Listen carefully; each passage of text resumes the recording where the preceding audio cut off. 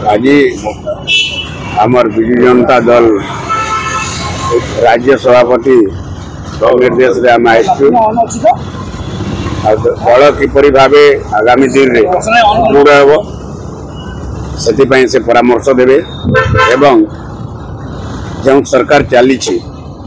वर्तमान 100 दिन रे जे बड़ी भाव में दरदाम बढ़ी तेल दर कहतु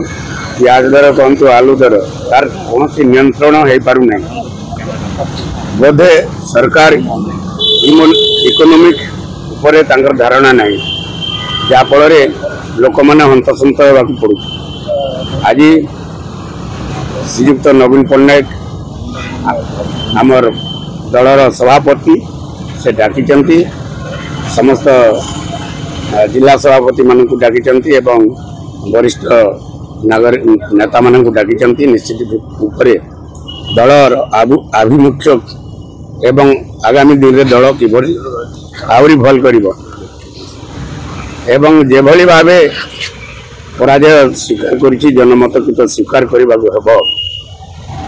आगामी दिन में पूरा पूरी सुदृढ़ होकर विजु जनता दल आसीबो।